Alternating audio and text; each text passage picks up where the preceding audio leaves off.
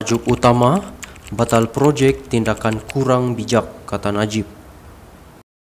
Shah Alam, bekas Perdana Menteri Datuk Seri Najib Tun Razak menyifatkan tindakan kerajaan menangguh dan membatalkan projek untuk memberi tumpuan kepada beban subsidi adalah kurang bijak.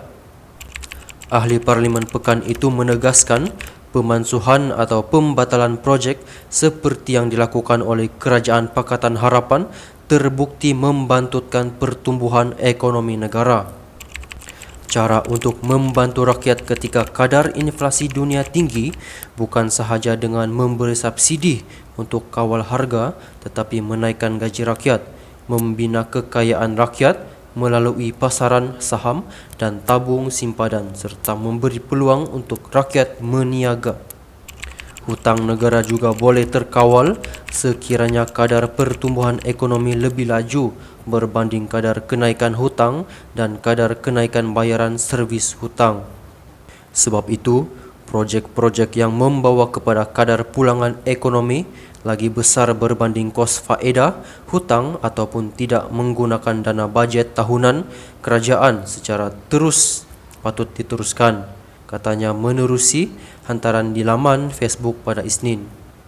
Sebelum ini, Menteri di Jabatan Perdana Menteri Ekonomi, Datuk Seri Mustafa Mohamad dilaporkan berkata, semua projek pembangunan yang belum dimulakan akan ditangguh atau dibatalkan terus sebagai menyahut langkah penjimatan dalaman yang diarahkan menerusi Pekeliling Perbendaharaan Malaysia bertajuk Garis Panduan Penjimatan Perbelanjaan Awam.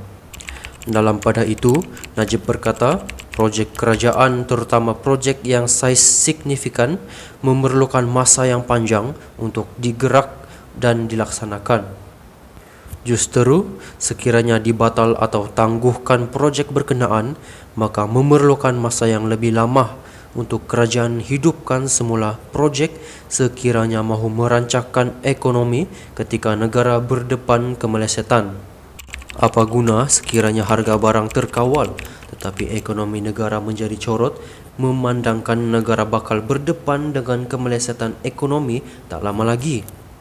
Jangan short sight, nanti negara jatuh ke keadaan stagflation, iaitu inflasi masih tinggi tapi ekonomi turut meleset, baru kita kesal. Jangan lihat masalah di depan mata sahaja, tetapi tak nampak cabaran yang bakal berlangsung tak lama lagi.